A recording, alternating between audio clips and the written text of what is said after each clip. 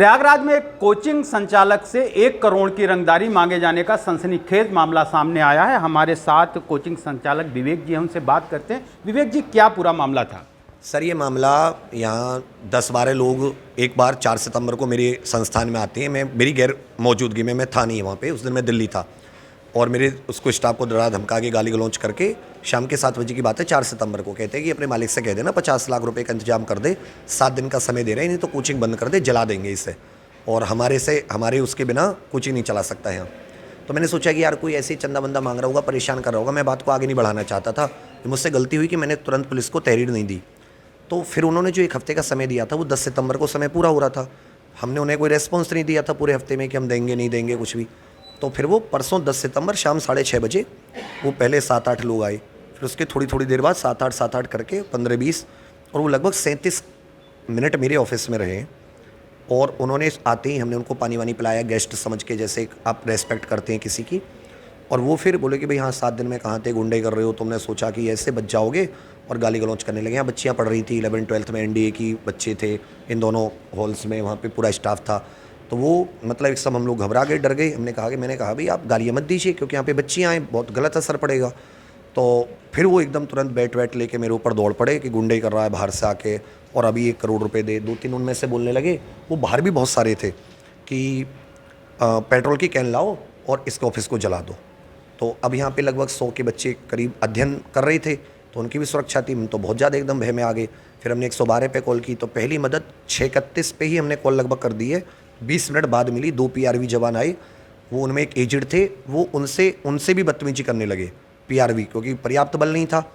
फिर दूसरी मदद जो यहाँ के इंस्पेक्टर हैं वो आए 7:05 या मतलब लगभग 6:31 से 30 मिनट बाद, 7 बजे के बाद।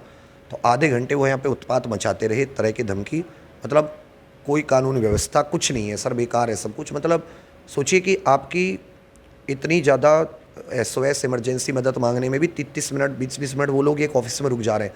किसी बड़े बैंक इतनी देर में तो डकैती हो जाती है, कुछ भी हो सकता है। यहाँ पे कोई एक बच्चे को कुछ हानि हो जाती, मुझे हो जाती, फिर क्या रहता। क्या पुलिस की मौजूदगी में वो लोग यहाँ पर थे? सर, पुलिस की मौजूदगी में वो 15 मिनट रहे। वो पीआरवी जब आई है तो 15 मिनट वो पुलिस की मौजूदगी में रहे यहाँ पे। और उसके बाद जब इंस्पेक्टर साहब आए तो तब उन्होंने पूछा, तो उन्होंने बाहर किया है, उनको बाहर किया है, और उन्हीं में से मैं नामजद थे। तो मेरे हिसाब से उनको वहाँ पे गिरफ्तार करना चाहिए था, गेट बंद करवा के, और पुलिस बुला के उनको जाने नहीं देना चाहिए था। वो कोई वैसे थोड़ी ना आए थे, किसी के आप संस्थान में घुसे हुए हैं, बंधक बना रखा था 40 मिनट, हम ना निकल सकते थे ना कुछ। तो ये सब था। फिर बाद में मुझसे रात में तहरीर लेके मुकदमा दर्ज किया है। अच्छा, ये लोग कौन लोग हैं, क्या आप जानते हैं पहले से? हाँ सर, मैं पहले से नहीं जानता। मैं उस दिन जब इनकी CCTV में एकदम कंप्लीट फुटेज आ गई, तो हम लोगों ने फिर सोशल मीडिया पे, आजकल आप जानते हैं टेक्नोलॉजी है, क्या फ़ोटो से फ़ोटो मिला के पहचान सकते हैं, तो हमने टेक्नोलॉजी का यूज़ करके इनकी सोशल मीडिया से निकाला। तो इसमें कोई एक बादल है जो पहले यहाँ पे इलाहाबाद विश्वविद्यालय में किस छात्र संघ का कोई महामंत्री इत्यादि का चुनाव लड़ा है। तो उसमें से 4 लोगों की उस दिन पहचान हुई थी। एक था सौरभ, बादल, राहुल, प्रवीण, एक आदित्य, और 3-4 लोगों की हमने कल पहचान की है। वो नाम भी हमने पुलिस को भेज दिए हैं। इतनी मोटी रकम आपसे मांगी जा रही है, क्या लगता है?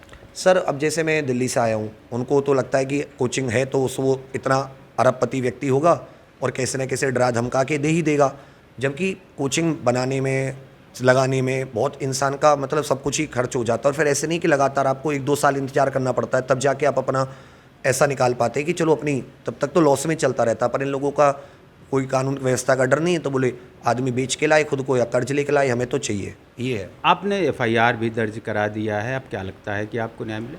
सर, लेकिन न्याय का तो ये ना कि वो तो कह के गए ना कि बाहर चल, यहाँ पे तो तुझे पुलिस आ जाएगी, अब आगे बार नहीं आएगी, हम तो यहीं हॉस्टलों में रहते, कभी भी आ जाएंगे।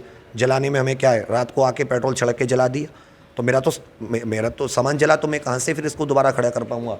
तो ना तो कोई सुरक्षा की अभी तक कोई प्रशासन या उसकी बात है कि चलो कोई सुरक्षा कुछ उपलब्ध कराई जाए या कुछ भी। दूसरी बात, बाहर भी जाना पड़ता है, बच्चों से मिलना भी पड़ता है, बोले बाहर निकलोगे गंगा में काट कर बहा देंगे। तो न्याय मिले भी तो ऐसा मिले ना कि इंसान सुरक्षित महसूस करे। कल को हम सर मुखर्जी नगर में, आप जानते हैं कि वो जो बच्चों की घटना थी उसके बाद में बहुत ज़्यादा सख्त हैं, तो सब कोचिंग वाले सोच रहे थे कि चलो हम अपने यूपी वापस चलते हैं और अपने प्रदेश में कुछ करेंगे, यहाँ के लोगों में रोजगार भी उत्पन्न होगा और एक अर्थव्यवस्था को मुख्यमंत्री जी भी कहते हैं कि भी उद्यमी आओ, हम आपको सुरक्षा। क्या ये तो मेरे साथ तो 2 महीने नहीं हुआ मुझे खोले हुए, 3-4 दिन पहले मुझसे हमारी कोचिंग एसोसिएशन जो दिल्ली की, वो सब लोग बोले कि आप बताइए कैसा माहौल है वहाँ पर, कुछ ऐसा तो है नहीं। वो कल वो सब लोग कह रहे हैं कि सर बताओ इस माहौल में हम कैसे आएंगे। कम से कम दिल्ली में हमारे साथ वहाँ कितने बड़े गुंडे बदमाश हों, मगर वो टीचर से आज तक किसी ने वहाँ पे 1 रुपया नहीं मांगा।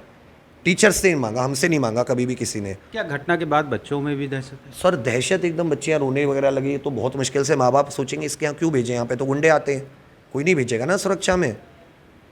तो पूरा ही भय, पूरा गरीब परिवार के बच्चे मुझसे जुड़े होते हैं। हम लोग इतनी कम फीस में, मतलब आप समझ नहीं सकते कि सोचेंगे इतना बढ़िया सुविधाओं में बच्चों को कोशिश करते हैं कि जो भी पैसा है बच्चों के ऊपर चला जाए। हम थोड़े से दूसरे टाइप से संस्था चलाते हैं, प्रॉफिट को पीछे रख के, लाभ को, सामाजिक चीज़ों को आगे रख के चलाते हैं।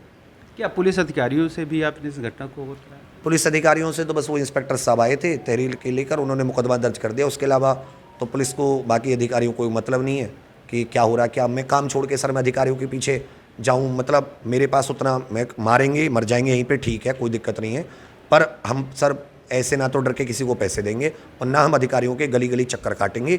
उनकी जिम्मेदारी है, टैक्स हम भरते हैं कि वो हमें सुरक्षा दें, ना कि उनके आगे हाथ जोड़ के जी हमें सुरक्षा चाहिए। मार देंगे कोई बात नहीं, कम से कम पता तो चलेगा उत्तर प्रदेश को कि क्या शासन व्यवस्था है, क्या कानून व्यवस्था है। कम से कम बाकी लोगों के लिए तो आगे मतलब सही चीज़ें हो जाएंगी। अच्छा, किस चीज़ की शिक्षा दे रहे हैं आप? सर हम लोग सरकारी जो ये नौकरियां होती हैं, railway, SSC, one day, UP police, इन सब की देते हैं, जिसमें गरीब परिवारों के बच्चे भाग लेते हैं, बहुत ही मध्यम परिवारों के, किसानों के बच्चे जिसमें पार्टिसिपेट करते हैं, उन सब की शिक्षा देते हैं। कितने बच्चे आपके कोचिंग में? वर्तमान में 100 प्लस हैं, अभी 2 महीने हुए हैं, ज़्यादा नहीं है, 100 के लगभग है, सुबह से शाम तक अलग अलग बैचों में। ये कोचिंग संचालक विवेक जी थे और